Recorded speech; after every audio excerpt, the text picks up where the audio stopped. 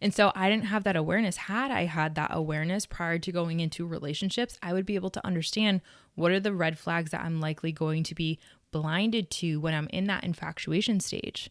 I keep ending up in the same relationship over and over and over. I'm missing red flags.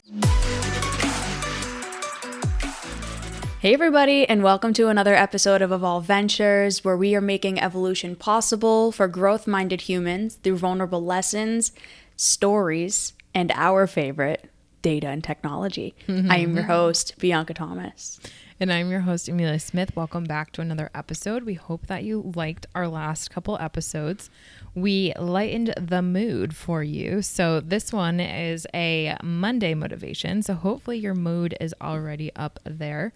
But if not, welcome. We are excited to have you join us. So today, let's get into 3 tips for successful dating. If you're someone out there that you've been swiping on the apps, you've been having a tough time, maybe you're not even on the apps and you're still having a tough time, you're trying to figure out, what does successful dating look like when we're in this type of post-COVID-19?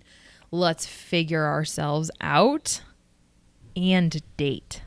So Bianca and I's intention for this episode is to try to bring some simple tips that she and I or either one of us have used in the past and seen success in, or success that we believe would help you and benefit as a result of either working with clients that we have that they've succeeded on this, or just in general. So to that extent, let's get into it. And also, before we get into it, if you have any questions on this stuff, please reach out. Because I think that one of the things when it comes to motivation and Monday, and you might need it, like you might not have a community that you can lean on and you can leverage, and Evolve Venture Society is here for you. All right, that's it. B, how do we want to get at this? Let's get some energy in here. Let's go. So for anyone who has been a longer term listener to the show, you will have heard me talk multiple times about my interesting dating history, I guess. I'll put it that way. I have had a very interesting dating history, not the smartest, to say the least. And it really wasn't until last year when I left my final toxic relationship that I was like, all right, something is wrong. It's clearly me because I keep getting into these scenarios. So what is it that I'm missing that I need to learn? And so I know there's a lot of people out there in our community and other people just in general who are kind of going through similar things where it's like, I keep ending up in the same relationship over and over and over. I'm missing red flags. I keep getting hurt. I'm doing this. They're doing that. And it's just this never-ending cycle. And I know Emilia doesn't like giving herself credit for this. I am going to give her the credit for this. Emilia genuinely has the greatest relationship I have ever seen, ever. And Emilia has studied relationships more than anyone I know. So I will call her an expert in this arena, which is why she is the go-to person that I always go to. And I'm like, I need help. Like, what do I do about this? Or what am I not seeing? Or what am I missing? So in this episode, I am going to be asking Emilia questions based on what I used to struggle with, what I'm currently struggling with, and what I know a lot of other people are struggling with. And we're going to get some little golden nugget gems in here. Let's get them. So, when I met my ex, I had told you that in the beginning of the relationship, there were a ton of red flags that were coming up that because I was lonely, because I was sad, because I was insecure, because of whatever, I dismissed. Yeah. Or I didn't pick up on them, or maybe I did, and I just was like, yeah, we're just gonna, no, it's fine, this isn't gonna happen, this isn't gonna be a thing, and then it ended up being a thing, and I'm like, son of a bitch. But anyways, for anyone listening who is maybe newly in a relationship, or is newly dating, or is in a long-term relationship, but they're noticing these red flags, how can people start to how do I want to ask this question? How can people understand if there are red flags? How can they understand if they're dismissing them? And how do they know, like, how can they start to recognize the impact that those are going to make? Did that make sense? Yeah.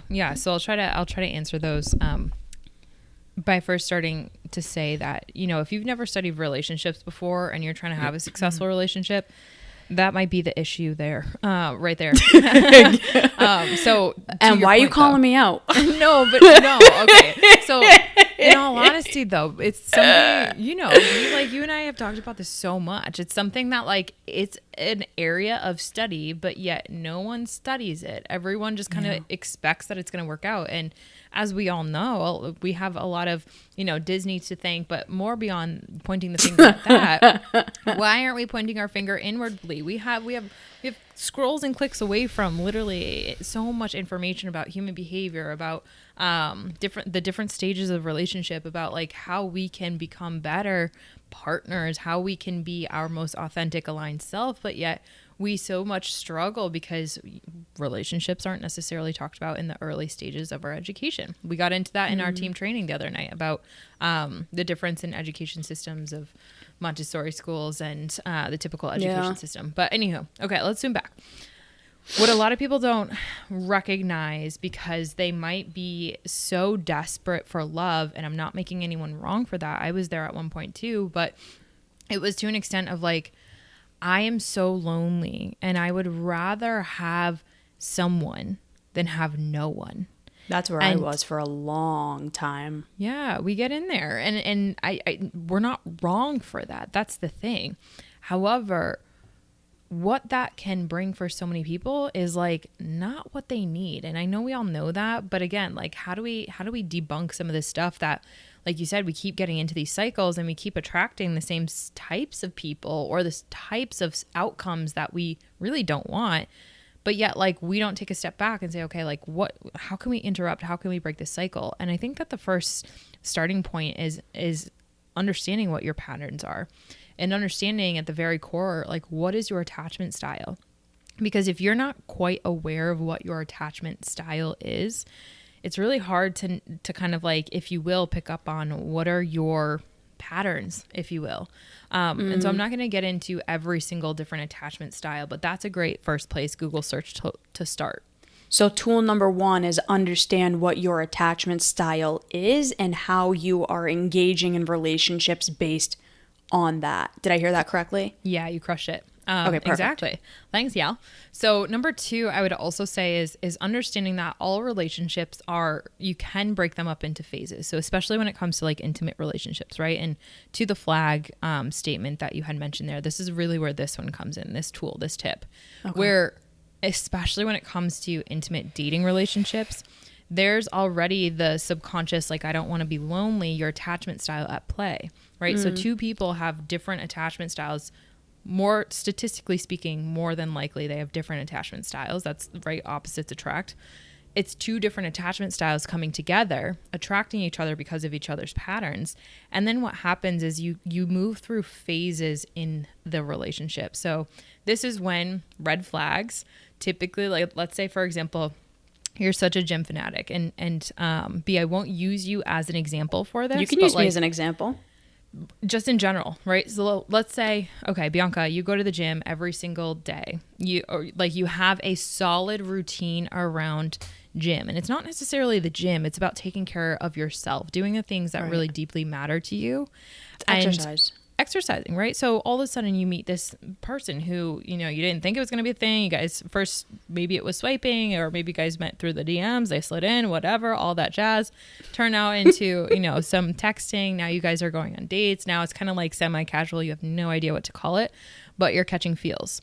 And what is happening is you're entering into that first stage of your relationship, which is that initial meeting and attraction. So this is when your physiology is really, really activated. So you're on high alert. You have all of the hormones that are being activated to really own it. And if you're watching this on YouTube, you have blinders from a physiological standpoint to all the things that are getting in the way of that attraction being acted upon. And I say this to my clients all the time, the ones who want successful relationships, but yet don't want to put themselves out there because they fear rejection. Fun fact, we're not going to attract anything. Why? Because At me. Keep calling me out, Emilia. well, here's the thing. And this is funny because like, I think I said this to you too. It's like, well, what's the word that we don't really know is already deeply embedded within attraction? It's action. You need to act in order to attract. And so you start this initial phase, and what is happening, and we can go into the neurophysiology and all that jazz, that is all the nerdy stuff that I like, but really, like, we know that all relationships go through phases, and you start to develop a attachment. However, that is where you start to shift into that blinder stage, which people typically refer to that infatuation stage. You're so infectiously in desire of the other person or of the idea of being together and having a life together, you know, like this is where all those thoughts come up about like, well, what would my last name like sound like with like their last name, or like what would we do? God. What would our kids look like all these things that like the brain just does. And it's so focused on the desired outcome rather than all of the things that really should be looked at in this phase. So this is where that red flag, the orange flag, the green flags, I think we have another episode that talks about that. We did do an episode about that. Love that one. That's where that really comes up, B. And to your question, like, how do we acknowledge that? I think that even just those two things. Number one, noticing where you're knowing what your attachment style is, and likewise, what are the signs of a different attachment style? What are you likely probabilistically going to be attracting because of your attachment styles? What are the patterns? Likely, what are you going to attract? So I was an avoidant attachment style. I was probabilistically more apt to attract in insecure attachment style. And so I didn't have that awareness. Had I had that awareness prior to going into relationships, I would be able to understand what are the red flags that I'm likely going to be blinded to when I'm in that infatuation stage. You know what's interesting? My first ever partner was insecure attachment. All of the ones in between were avoidant. And then my last one was insecure.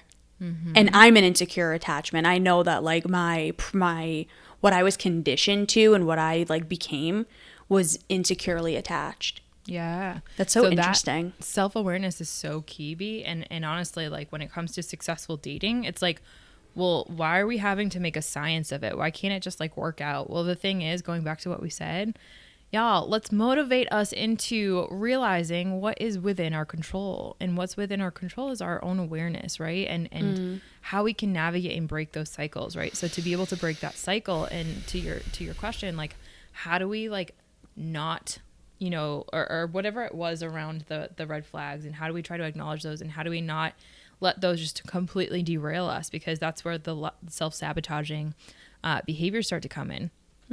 How do we avoid that? A lot of it comes down to awareness and picking up on your own patterns, acknowledging them, having the humility to say, okay, this is my pattern. I'm going to go into that. And I have a client who, like, I just want to shout out right now, because she had the courage to go in and admit what her attachment styles are. So she's more hypervigilant than ever at saying, okay, I know what this opposite attachment style looks like that's going to be attracted to women like me.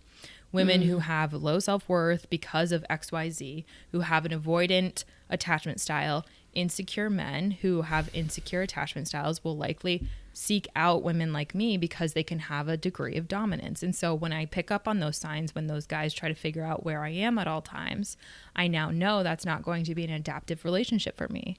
And instead of internalizing that as, you know, there's something wrong with me and I'm not lovable and I'm not good enough and all this stuff, I'm actually going to say no thank you, because that's not going to serve me in the long term. You know, in my past, I would have said yes to the date. I would have, even if they were super hot and sexy, I would have like been all over that, like, no thanks is the like, okay, bye situation that's happening now. I'm super proud of that. That takes a lot of courage. It takes a lot of humility, because again, we would rather be with someone than we would, you know, prefer to be with someone than to be alone. And sometimes that aloneness is so empowering because you recognize where your strengths are. So we just had 2 tips that came forward in that. Okay. We need to start wrapping up. So what's one tip for all of the single Pringles out there like me to start understanding yourself better and then attracting a partner who is actually good for you and where you are and where you're headed? So what's the first step? I know that's a loaded question. What's the first step? first step is I would say, this is going to sound silly, but hang a picture of your younger self somewhere where you'll see her, him, them every single day. And I'll pull out little Emilia right here. For all y'all. She's so cute. All right. So why do I say that? Because I think that what that will help with is recognizing who you are at the core. This was the little kid version of you before all of your awareness of all of the social conditioning that's happening and before, quote unquote, your innocence got ripped out of you, right? So we all have like this little inner child, our inner weirdo, right? Like we call this on the Evolve team. We all have this inner part of us that we just want to be safe with around other people. That's why when we say at Evolve, like, let your freak flag fly, like let that quirkiness come out. That's something that we always wanted to make sure that we had in the podcast. Why is that, and how does that pertain to dating? And to all of your questions, like, how do we even start that? By having a picture of your younger self, you can really start to see how far you've come, but also how close to home you really are. And how do we start to get closer to that? Now, I'm not saying let's regress back to a 7-year-old version of ourselves. But what I am saying about when it comes to dating is, can you be with people, or can you go on a date and kind of let that like freak flag fly a little bit? And whether it just be like your weird quirky self or some little nuance that you absolutely adore and love and admire about yourself. It could be, like B, for example, your laugh. Right? Socially, you were conditioned to like over time hate your laugh, which I think your laugh is hilarious. The Evolve Ventures team, they love your laugh. Like it brings joy to our life. And genuinely, you've brought joy to so many people's lives. And for anyone who made fun of you ever for that and conditioned you to like suppress that freak flag, even though it's not even a freak flag, like it's amazing. We love you, right? All of those little things, you got to like be more confident about. So it starts with this, having the courage to go back to that younger version of yourself. Be like, what have I like drifted so far away from because of all of these people in my life that no longer are in my life or no longer serve me or whatever, right? To go back to that, you got to have the courage to admit what truly, let's get clear. What are you clear about that makes you so uniquely you that no one can take away from you? But they certainly have tried. For me, it's like the rainbows. If I couldn't have the courage to admit like that I freaking love rainbows, like I wouldn't really be able to be loved for who I am now. Now your best friend is a rainbow. Now, yes, now my best friend, rainbow and butterflies over there, right? So like, okay, awesome. Now, because I had the courage to get clear on who the hell I was, even to the extent that little girl picture that I was showing you of me, I was sewing in the ABCs. I got an award for it in rainbow, literally in a rainbow thread. So like, funny how that circles comes around. But B, the courage that I had to be to get clear on who I was attracted my best friend, now co-host, now business partner, now mission partner into my life. That person, and this might not happen for everyone, but think about how that one swap of closing the door to other people and bringing someone in because I had the courage to get clear on who the hell I was. She was there the whole time. I just didn't necessarily have the confidence to bring her forward. So it's really building that confidence behind the scenes for each and every person and letting that part of you come forward when it comes to dating. And I think a lot of people are really afraid. I just got off a coaching call with someone of like just being their true authentic self. They're so afraid to get hurt. Let that cackle come out. Like, and if people are like, okay, like let them love you for that. And if they don't, let them leave. Like close the door on them, like that's the thing. I think so many people live their lives just suppressing themselves to serve XYZ person's need. And okay, let's face it. If you're listening to this on Monday, let's hammer out the energy that can help you be a little bit more closer into that version of yourself that you were unsuppressed and you didn't fear for people's judgments. That's really what it is. So to answer those questions, it's stop fearing the judgments of others when it comes to dating and successful dating. You have to define what that is. You can't get clear on what that looks like if you don't know and have the courage to be authentically you. And I know that kind of sounds cheesy when you kind of wrap it all in a bow and put it together, but like it's serious. Because if I had to hide like my quirkiness from Alan, like he and I would have a very different relationship. Very and much like, so. Even on our first date, I allowed that to kind of come forward. And I was like, you know what? This is who I am. You're going to love or hate me for it. And honestly, if you hate me for it, like, you're not my guy. No. And I'm okay with that. You guys called me on your first date. We did. That was my 'Cause freak flag flying. I'm like, I got to help my girl out. You ain't a thing, chicken wang. I'm depressed over a breakup that I had just had at the time. And they called me on their first date. And I'm like huddled in a corner crying. And they're like, B, we love you. Well, that was my freak flag, B. It was like, I know. Like relationships are great and all, but like I am a service-oriented human. I got to check in on my best friend. I know she's had a rough day, and like I appreciate that we're on this date here, but like I need to just take a minute and pause. And if you get upset about that, that's a red flag that I need to acknowledge, right? And he didn't. He was like, let's do it. Like, love B, all these things. So like that's a great example. So successful dating, couple tips. Hopefully you picked up some golden nuggets, be great questions, and hopefully this helps someone at least start to get that journey, get that blood, get that juice flowing on this Monday. We hope this was helpful. Thank you so much to everyone who is listening, and we'll see you next time. Bye, Bye, everyone. everybody.